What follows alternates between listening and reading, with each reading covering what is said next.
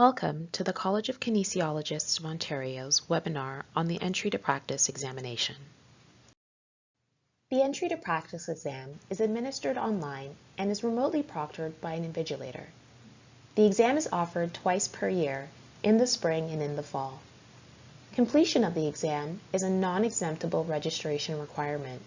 This means you must pass this exam before you can obtain a certificate of registration to practice kinesiology in Ontario. The exam is comprised of 170 to 180 multiple choice questions, which includes both case-based and independent questions. There's only one correct answer for each question on the exam. The exam is based on the kinesiologist's core competency profile, which describes the minimum expectations for kinesiologists at the entry to practice level, and what an entry-level practitioner should know and be able to do on day one of the job, regardless of their practice area. 25 to 30% of the questions on the exam are based on the practice standards and guidelines. All applicants should have a good understanding of the college's practice standards and guidelines prior to challenging the exam. The exam blueprint provides an outline of the exam and how each competency domain is scored. All this information is also available on our website. The college website provides a plethora of information on how applicants can prepare for the exam. Applicants are encouraged to review and familiarize themselves with the resources offered. And remember, don't be in a hurry. You can always postpone writing if you are not prepared. The pass score for the exam is 450 on a scale from 100 to 700. All questions have the same weight and results are reported as either pass or fail. Only applicants who fail the exam are given a detailed report. If you fail, you have the right to request that your exam be rescored, but there is a fee associated with this. The pass score for the exam is set by the examination committee using one of two methods. The first, the modified Angoff method, requires each committee member to independently rate each question on the exam in terms of the minimally competent applicant.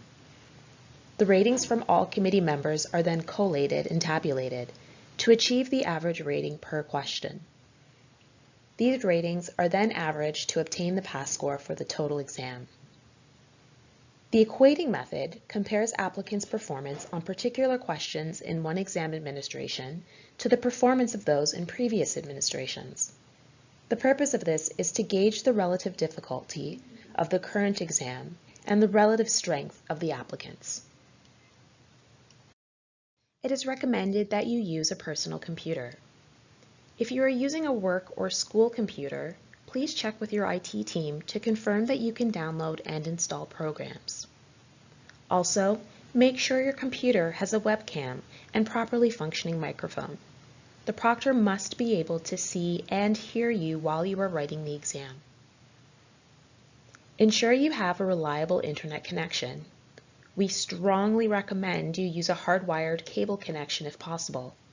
If you must use Wi-Fi, please make sure it is nearby. Lastly, we encourage you to choose a quiet, private, well-lit location that is free from other people or distractions to write the exam. You must also test at a hard surface, like a desk or table. We also recommend that you test your computer equipment prior to exam day on the Measure platform once registered. You are only allowed to use one computer screen on the day of the exam. Dual monitors are not permitted. Finally, you are strongly encouraged to complete the platform tutorial, which is designed to help you get familiar with the exam software.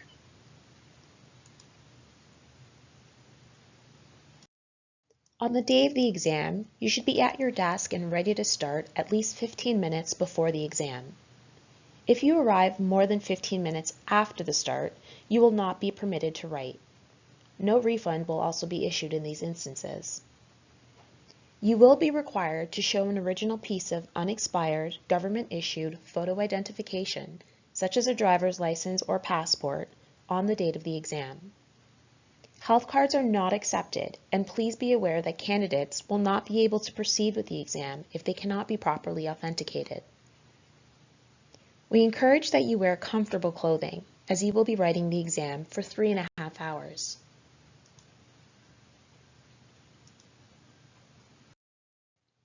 To prepare your workspace, we ask that you remove any notes, books, and electronic devices from your desk. If possible, position your desk with a closed door behind you. Ensure your room is private and free from distractions. If you wear a watch, you'll be required to remove it. But you will need to keep a few things with you, such as your photo identification, your cell phone, and also a beverage if you have one. Please note that food will not be allowed in the exam room unless you have a special accommodation.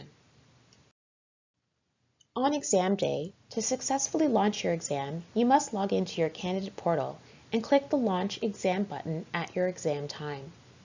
You will be required to download and run the LogMeIn Rescue applet. This will allow you to chat with your proctor during the exam. After downloading the program, you will find it in the Downloads folder or your default download location.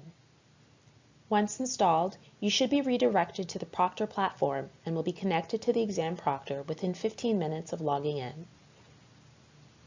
The launch process involves authentication of your identity, an environment check of the room and your computer, a person check to ensure that only the permissible items that you are allowed to bring in the exam are with you, and a review of the exam rules, which will be provided by the proctor.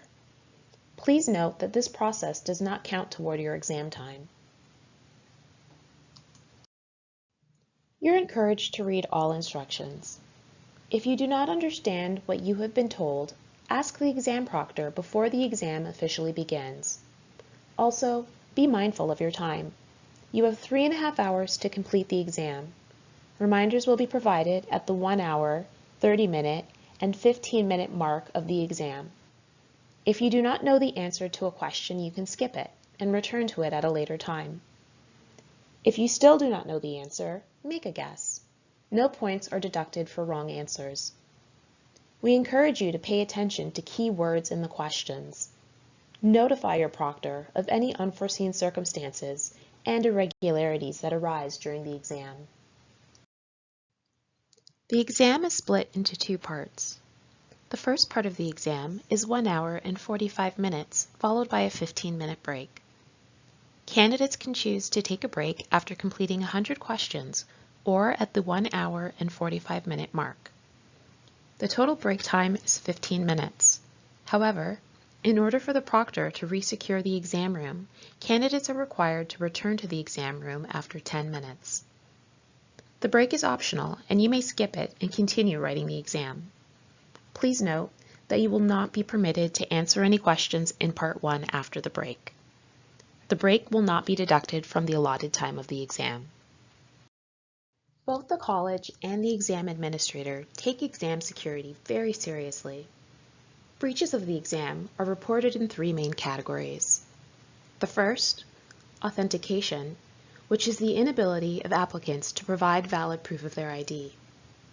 The second, behavioral, which constitutes the continued use of unpermitted resources after a warning to discontinue such use has been given by the proctor. And lastly, exam security, which is a blatant attempt to capture exam content. Exam results will be issued 4 to 6 weeks after the exam date. Candidates will also be sent a survey from the exam administrator and the college on their experience writing the exam, asking for suggestions on how to improve the exam and how their teaching institutions can better prepare them to be successful. The surveys are completely optional and anonymous. We encourage all candidates complete both surveys as they will help us improve the exam process and inform programming at the institutional level. The college has a duty to accommodate to the point of undue hardship. This means that accommodation need not be provided if it causes the college undue or excessive hardship. Accommodations may be made for medical reasons at the discretion of the college, based on submission of supporting medical documentation. An accommodation to allow food will be made based on medical needs at the discretion of the college. Please refer to our website for more information about accommodation requests. And note, these requests must be received prior to the exam. Applicants must pass the exam within 3 attempts or 4 years, whichever comes first. The first attempt of the exam must be taken within 1 year of paying the examination fee. It is important to note that applicants who exceed these timelines must be referred to the registration committee and be approved for an exemption prior to challenging the exam. After a third unsuccessful attempt at the exam, an applicant is not eligible to take the exam again until they complete another program in kinesiology offered at the bachelor level at an Ontario university or a substantially equivalent program.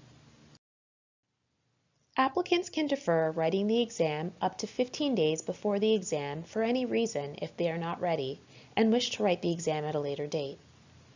Applicants who no longer wish to proceed with the exam and withdraw at least 15 days before the date of the exam will receive a 50% refund of the exam fee. We cannot stress the importance of testing your computer on the Measure platform before and on exam day. This includes completing the necessary system checks, ensuring your webcam and audio work, and that you have a stable internet connection. Also, it is important to confirm your booking.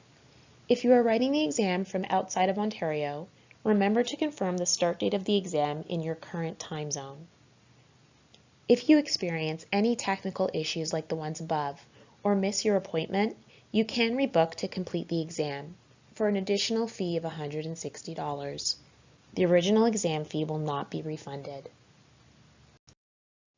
If you require support with testing your equipment on the Measure platform, or if you experience technical issues while writing the examination, please contact Measure Learning at the following: either using the real-time chat, or by phone, or by email at testingsupport@measurelearning.com.